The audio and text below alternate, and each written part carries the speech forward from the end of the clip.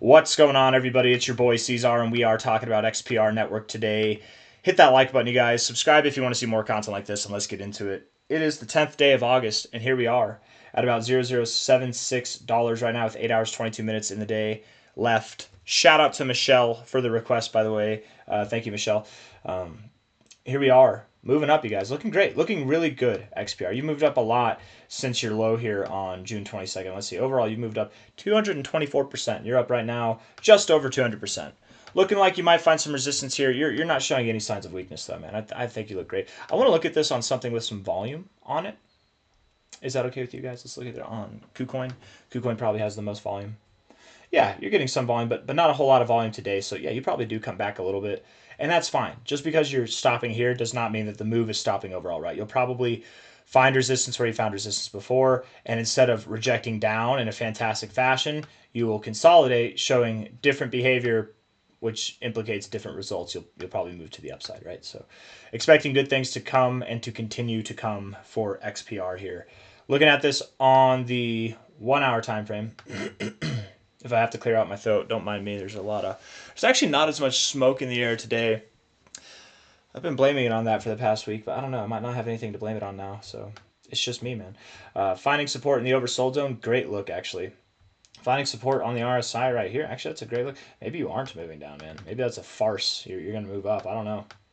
Volume's decent on the 1 hour. I actually don't. I really don't mind the way that it looks on the 1 hour time frame, you guys. I would think you look like you want to continue growing, actually. By the end of the day, well, in the 4 hour, sorry, that was a weird noise. 4 hour, you look like you're finding support as well. What I will say is, just looking at it here on the shorter term stuff, if you are to go lower, I would very much anticipate that you do find support somewhere in this area here, right? Something between 0069 to 0059. Okay, something in that zone there. Nothing too crazy, but man, that's a nice wick down here. You moved down and you just moved back up. Not really at an area that you would expect to find support, but maybe there's just not enough selling pressure and there's too much demand. You're just in go mode, go only mode. Well, that's cool. That's awesome. That looks great. The 4 hour RSI is spectacular. You were overbought, now you're not. Typically in this scenario, I would expect you go to at least the 60, if not the 50. But you also do have these higher lows coming in, so perhaps you go just a little bit lower and you find support there. I very much wouldn't be surprised if you continued. What about the lower highs? What about the bearish divergence? Maybe it's bearish divergence. You know, maybe it is, and in which case, again, we could return to that zone of 0069 to 0059, and that's fine. That's fine if you do. I wouldn't be worried about that. I am kind of anticipating that even with this wick here, but the 1 hour looks good. The 1 hour tells me, we might move up a little bit more first. And just because you have this bearish divergence doesn't mean you have to go down there. It's not even technically bearish divergence, right? Because if it's bearish divergence, what do you call this high here? What do you call this high here, right? Was this bearish divergence right here? Let's just see, right? You had a high right here. You had a high right here. Was that bearish divergence? No, you continue moving up, right? Like it. You're above these highs. If you continue moving up here and that wasn't bearish divergence because you broke above that little high there, why wouldn't breaking above this high isn't that taking away this bearish divergence look as well? I would think it is. So I wouldn't weigh too much on that if you're looking at that as a signal. But nonetheless, it wouldn't surprise me if we moved in correspondence with that. Like the idea there. The idea there, that divergence starts here, so the idea would be to go below 0069. So I could see it happening. That's my daughter. She's okay though. Stochastics looking like they want to come down, adding to the idea that we go down a little bit. MACD waning, whatever the word is. You have not a double top, but I want to call it a double top nonetheless in the oscillators. It's kind of like two peaks. I could see you going lower. I could see it happening. Maybe you move up first a little bit and then you move lower. I'm not completely swayed that we are absolved of going to 0069 to 0059, okay? Very possible outcome. But you do look bullish, okay?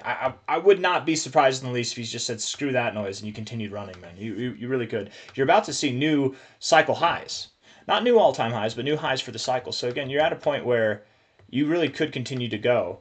But with this just nonstop movement, if you get above it, I would think you come back and consolidate in this zone, right? That would make sense. Or you more likely would consolidate first before running, right? Let's just see how you did this before, right? Before here, whenever you moved up, you had a very big wick, don't get me wrong, but you consolidated first and then you ran up, right?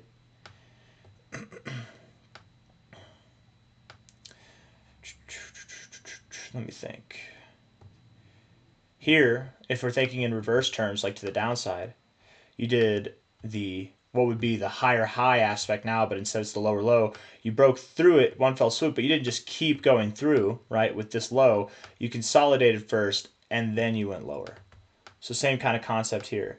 If you go a little bit higher than this high, okay, cool. Maybe you come up a little bit more, but then you consolidate still, and then you move higher.